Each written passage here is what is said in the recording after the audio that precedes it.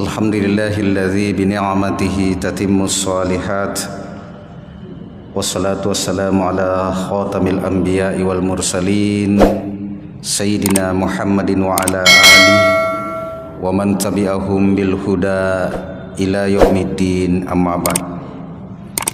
Kaum muslimin dan muslimat jamaah salat maghrib yang insyaallah dimuliakan oleh Allah Subhanahu wa taala.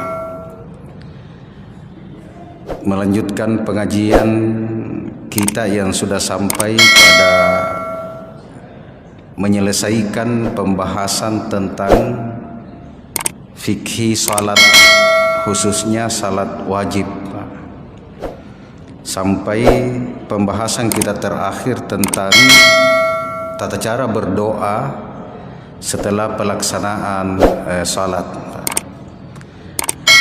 Maka sebelum membahas tentang salat-salat sunat, terlebih dahulu mengantar pembahasannya tentang at-tasyriku fin niyat. At-tasyriku fin niyat ini biasa diterjemahkan dengan menggabungkan niat, dua niat dalam satu perbuatan.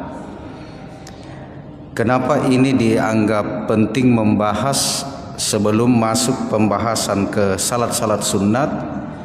Karena nanti bapak-bapak dan ibu-ibu akan banyak berhadapan dengan keadaan yang memungkinkan melaksanakan dua salat sunat pada waktu yang bersamaan.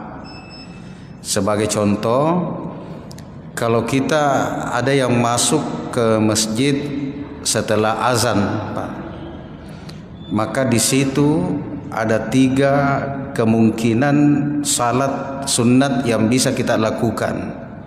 Yang pertama, salat sunnah wudu, karena baru saja kita melaksanakan wudu.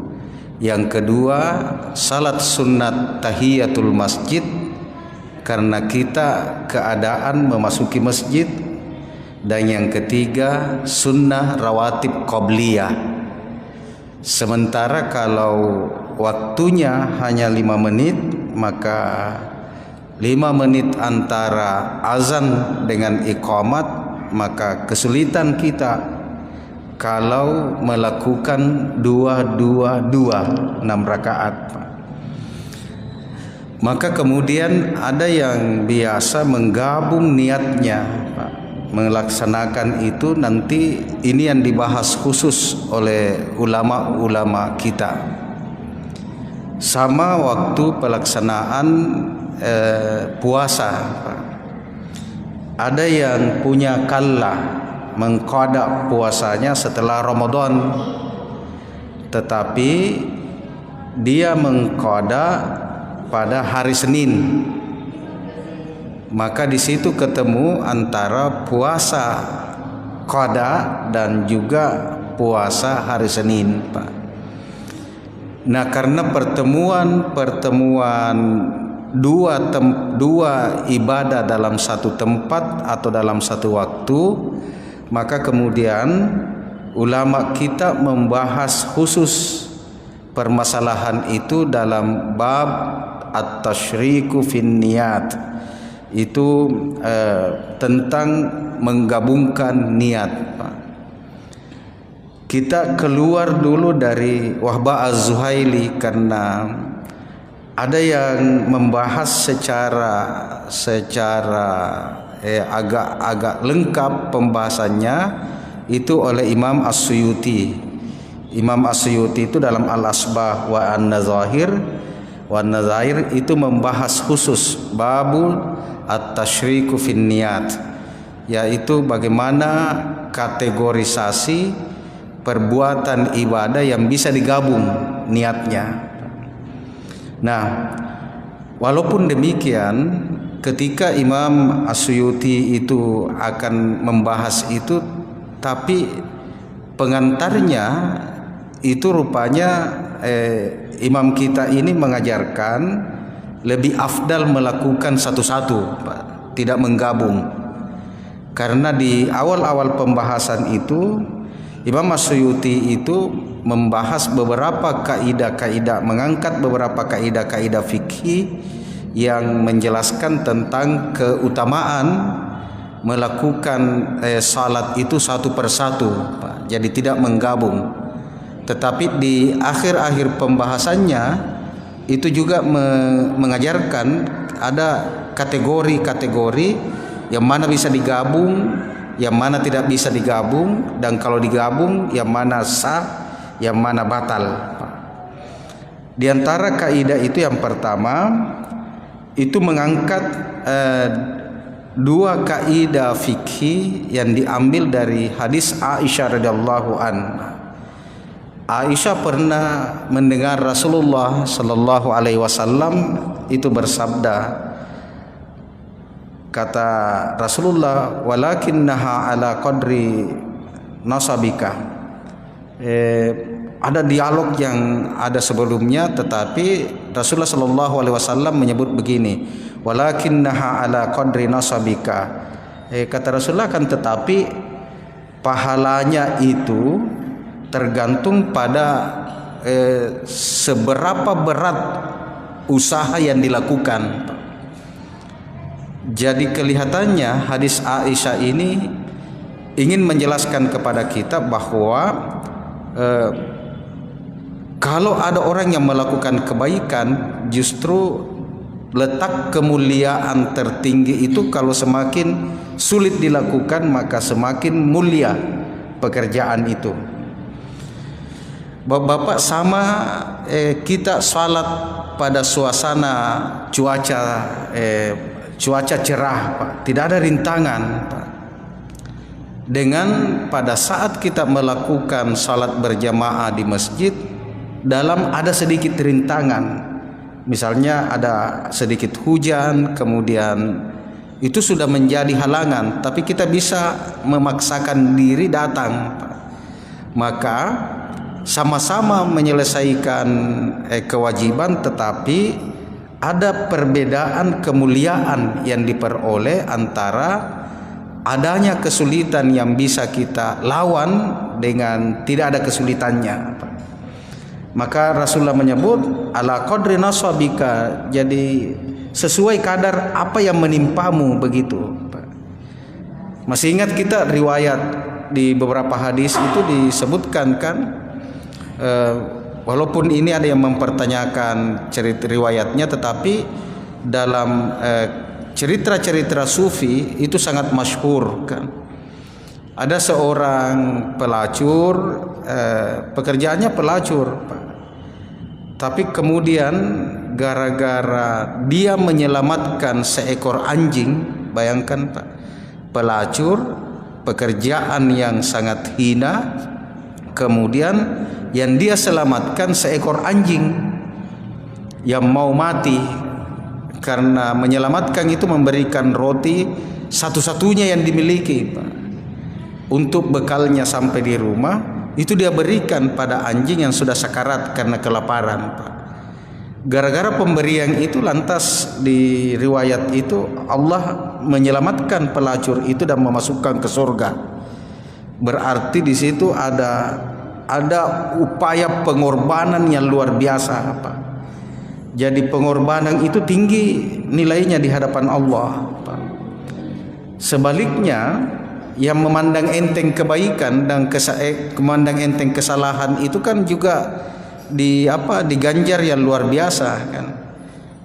Di kisah, dalam satu kisah tentang ini, sebenarnya MH Ainun Najib itu sudah pernah menulis bukunya, di buku kecil judulnya itu Selilit Sang Kiai. Selilit itu apa? Tusuk-tusuk gigi, Pak. Kalau habis makan cotoki, ambil tas satu namanya selilit.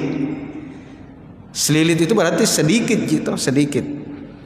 Itu diceritakan kiai itu ahli ibadah, tapi kebiasaannya kalau dia pulang dari salat maghrib, dia pulang ke rumahnya makan. Setelah pulang makan, ke masjid lagi untuk salat isya. Begitu terus dia lakukan, Pak. Tapi satu malam setelah pulang dari salat maghrib, makan di rumahnya, dia bergegas ke masjid. rupanya di perjalanan ada sisa makanan terselip di sela-sela giginya. Maka sang kiai ini dalam pemaparan yang sangat menarik itu mengambil pagar bambu tetangganya. Lewat di samping pagar ada pagar bambu, diambil itu kayunya sedikit. Kalau selilit kan tidak banyak diambil tuh. Diambil sedikit, baru itu dia pakai. Setelah itu dia buang.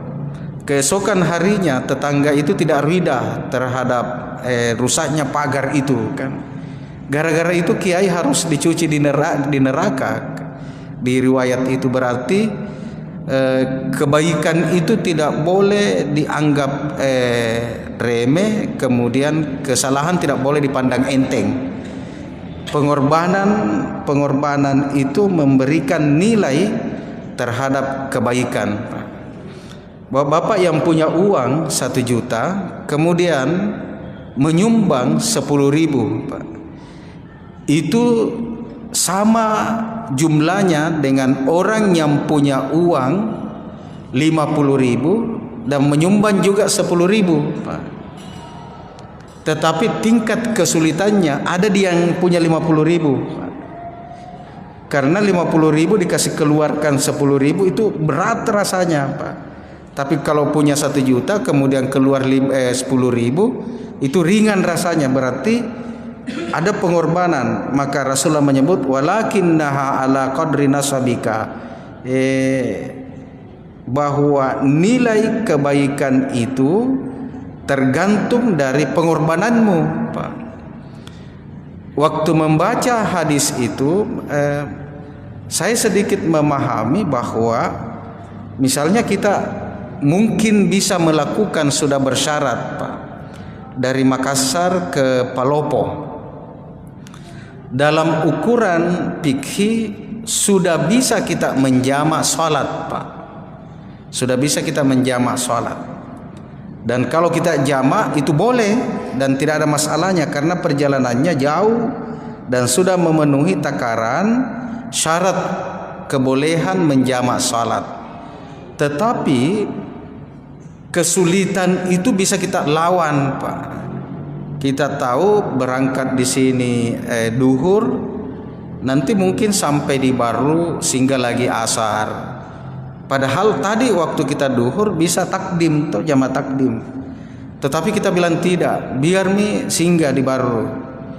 Itu artinya kita melawan kesulitan, Pak. Nah, di situ Rasulullah kan menyebut walakinnaha ala qadri nasabika. Jadi kesulitan itu nanti yang mengangkat nilai pahalanya, Pak. Jadi waktu Imam Asyuti itu ingin membahas at-tasyriku fin niyat, itu mengurai dulu di atas, Pak. Waktu saya membaca bab itu saya bilang ini nak ajari ke jalan keluar, tapi sebenarnya prinsipnya dibilang lebih baik satu-satu begitu. Jadi kayak cuma tidak bisa diabaikan bahwa nanti ada orang yang mau mendapatkan kebaikan itu, Pak. Walaupun ulama waktu membahas at-tasyriku fin niyat ini itu sangat berhati-hati. Mengapa sangat berhati-hati? Karena hampir tidak ada teori yang baku, Pak. Selalu berdasarkan contoh-contoh, sehingga kita juga tidak bisa menyatakan secara umum bahwa ini boleh digabung dengan ini, Pak. Tapi ulama itu selalu contohnya dan berbeda cara menguraikannya, Pak. Makanya waktu Wahbah Suhaili itu melompat ke salat sunat itu sedikit sekali membahas tentang tasyriku fin niyat, tidak membahas secara khusus, tapi dia hanya menyelipkan. Tapi yang agak lengkap ini di al-asba wa an-nazair. Wa an-nazair ini agak lengkap pembahasannya. Kemudian ada yang menarik bahwa waktu tasyriku fin niyat itu rupanya juga diungkap bahwa ibadah itu bukan hanya sekedar menunaikan, Pak, tetapi kita ingin mengambil manfaatnya.